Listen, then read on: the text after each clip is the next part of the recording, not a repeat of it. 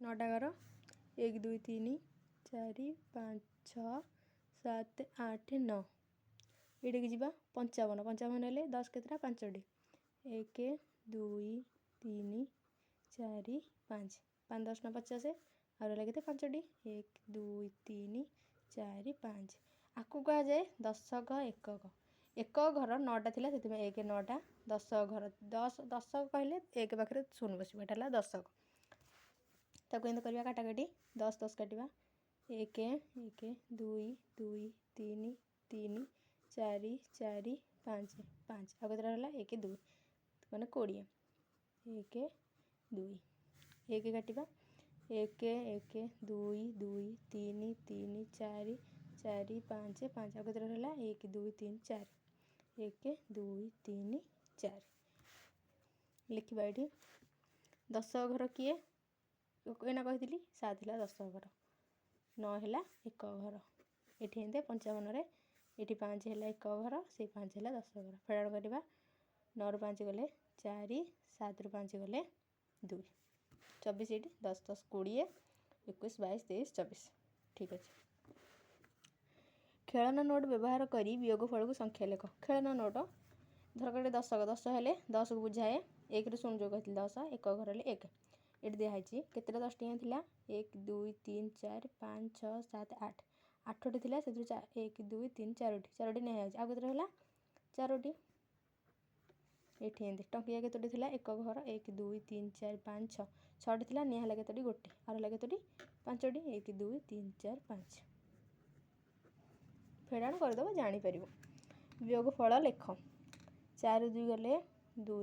3 रू 1 गले 2 8 रू 6 गले 2 4 रू 2 गले 2 9 रू 7 गले 2 8 रू 7 गले 1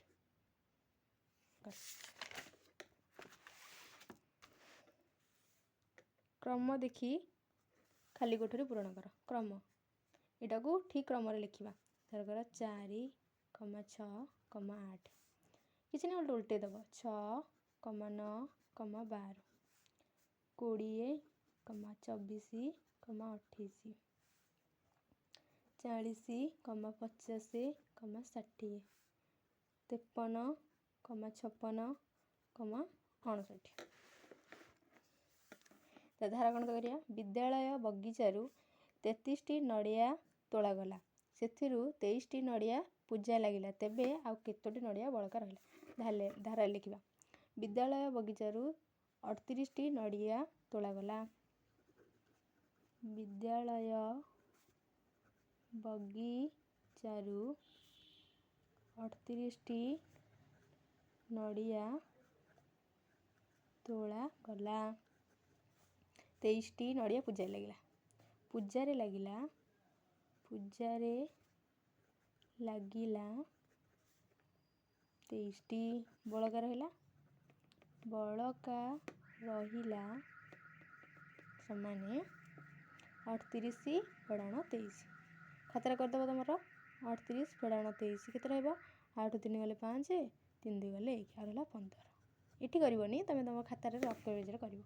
रतेब लिख कौट लिख इट तेबे आउ ये जो केतोटी जगार उत्तर लिख 15टी नड़िया बड़का रहिला बुझिपाइल देखिदे आउथरे विद्यालय बगीचारू 38टी नड़िया तोलागला पूजा लगिला 23टी बड़का रहा फेड़ाण करदे और 15 तेबे आउ 15टी नड़िया बड़का रहा सब केतोटी जगार उत्तर लिख आ गोटे करवा बुधवार दिन विद्यालयर मध्याह्न भोजन पाई 69टी अंडा आसीथिला से दिन 88टी अंडा पिला दिगला तेबे विद्यालय केतोटी अंडा बड़का रहा पूरा सहज सेमतिका बुधवार दिन विद्यालय को अंडा आसीथिला बुधवार दिन विद्यालयर मध्याह्न भोजन पाई अंडा आसीथिला समाने 69टी से दिन 28टी अंडा पिला दिगला दिगला ପିଲାଙ୍କୁ ଦିଆଗଲା 88ଟି ବଳକା ରହିଲା। କେତୋଟି ଅଣ୍ଡା ବଳକା ରହିଲା? ଅଣ୍ଡା ବଳକା ରହିଲା